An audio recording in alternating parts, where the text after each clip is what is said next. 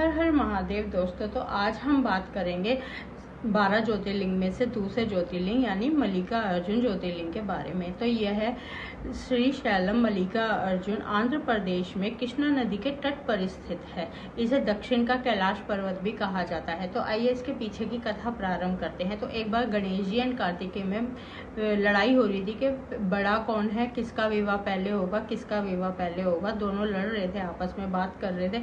तो ये दोनों फिर पहुंचे शंकर जी के पास और पार्वती माता के पास। तो उनसे जाके इन्होंने यही पूछा कि आप बताइए कि हम में से पहले विवाह किसका होगा।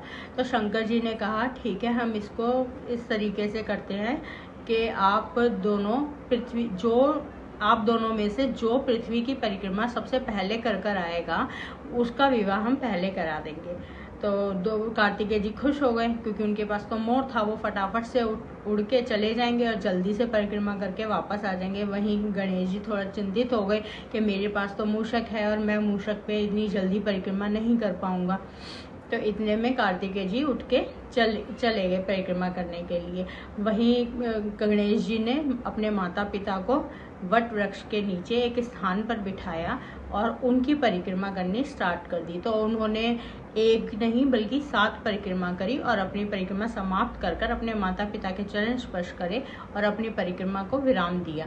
तो अब शंकर जी ने पूछा, पार्वती माता ने पूछा कि ये क्या पृथ्वी की परिक्रमा करनी थी। तो उन्होंने कहा मेरे लिए तो सब कुछ आप ही हो, तो मैंने आपकी परिक्रमा कर ली।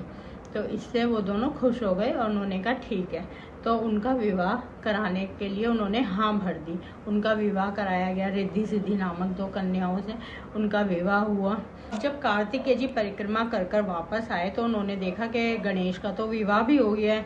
तो उन्होंने अपने माता पिता से पूछा कि हम तो परिक्रमा करने गए थे, तो गणेश मुझसे पहले कैसे आ गया और उसका विवाह पहले कैसे हो गया। तो शंकर जी और पार्वती माता ने उनको सब कुछ बताया कि किस तरीके से गणेश जी ने उनकी परिक्रमा करी, सारा वृतांत बताया उनको।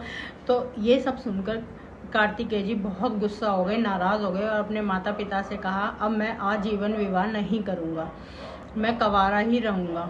तो ये गुस्से में कहकर वो वहाँ से क्रौंच पर्वत पर चले गए, वहाँ जाके रहने लगे। तब माता पार्वती की जिद करने पर शंकर भगवान और पार्वती माता उनसे मिलने के लिए गई और उन्होंने वहाँ पर जैसे ही जाने लगे उनको पता चला कि माता पार्वती और शंकर जी यहाँ आ रहे हैं। वहाँ से भी श्री शैलम पर्वत पर चले गए। कहा जाता है कि आज भी मावस के दिन शंकर भगवान और पूर्णिमा के दिन माता पार्वती वहाँ पर अपने पुत्र से मिलने के लिए आती हैं। तो वहाँ पर उनका ज्योति रूप में वहाँ वो स्थापित हैं, तो इसलिए उस स्थान को मल्लिका अर्जुन कहा जाता है।